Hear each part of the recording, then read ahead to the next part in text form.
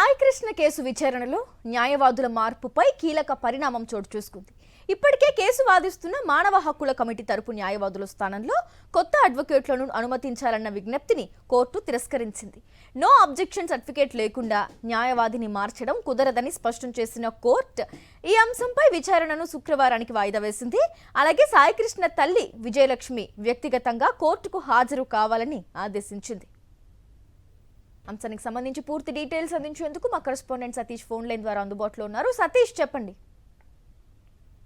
Gracie, Saikrishna lockup death కేసులో ఈ రోజు విజయవాడ కోర్టులో ఒక అనూహ్యమైనటువంటి పరిణామం చోటు చేసుకుంది. ముఖ్యంగా సాయికృష్ణ కేసులో జ్యుడిషియల్ విచారణ జరపాలి, అక్కడ ఉన్నటువంటి సీసీటీవీ ఫుటేజ్ అంతా కూడా అప్పగించాలని కోరుతూ గతంలో ఆ పిటిషన్ దాఖలు చేసినటువంటి సాయికృష్ణ తల్లి పిటిషన్ పైన విచారణ సందర్భంగా ఈ పరిణామం చోటు చేసుకుంది. సాయికృష్ణ కేసులో అడ్వకేట్లను, సాయికృష్ణ తల్లి తరపున వాదించేటువంటి అడ్వకేట్లను మారుస్తూ ఒక పిటిషన్ ని దాఖలు చేశారు ఈ రోజు కోర్టులో. ఆ పిటిషన్ పైన న్యాయమూర్తి అభ్యంతరం తెలిపారు. అసలు ఎందుకు అడ్వకేట్లను మారుస్తా ఉన్నారు, అదేవిధంగా ఎన్ఓసి లేకుండా ఎలా మారుస్తారంటూ ప్రశ్నించారు. ఈ సందర్భంగా ఎవరైతే సాయికృష్ణ తల్లికి సంబంధించినటువంటి కొత్తగా పిటిషన్ దాఖలు చేసినటువంటి అడ్వకేట్లు గతంలో ఉన్నటువంటి న్యాయవాదులు ఎన్ఓసి ఇవ్వలేదు, అందుకని మేము మారుస్తున్నాం అని చెప్పి అసలు ఎన్ఓసి లేకుండా మార్చడానికి వీలు లేదన్న అంశాన్ని స్పష్టంగా కోర్టు చెప్పింది.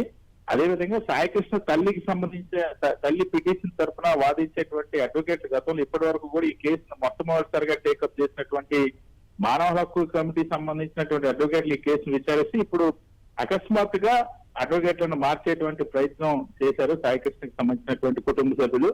గతంలో హైకోర్టులో ఏ విధంగా అయితే ముందు పిటిషన్ వేసిన వాళ్ళని మార్చి తర్వాత వాళ్ళ దగ్గర ఎన్ఓసిస్ వేరే ఒక లాయర్ ని పెట్టారు, ఇక్కడ కూడా అదే తరహాలో అడ్వకేట్లను మార్చేటువంటి ప్రయత్నం చేస్తున్నటువంటి ప్రతిపాదనకి కోర్టు బ్రేక్ చేసిందని చెప్పొచ్చు. ఎందుకంటే ఎన్ఓసి లేకుండా ఎలా మారుస్తారంటూ ప్రశ్నించింది. ఈ సందర్భంగా సాయికృష్ణ తల్లికి సంబంధించినటువంటి అడ్వకేట్లు ఎన్ఓసి ఇవ్వడానికి అంగీకరించలేదని కోర్టుకు తెలిపినప్పుడు మానవ హక్కుల కమిటీకి సంబంధించిన అడ్వకేట్లంతా కూడా తీవ్రంగా స్పందించారు.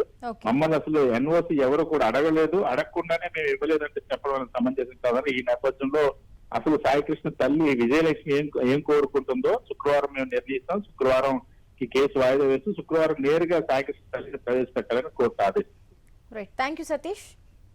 మరిన్ని అప్డేట్స్ కోసం ఛానల్ ను సబ్స్క్రైబ్ చేయండి. నోటిఫికేషన్స్ కోసం బెల్ ఐకాన్ పై క్లిక్ చేయండి.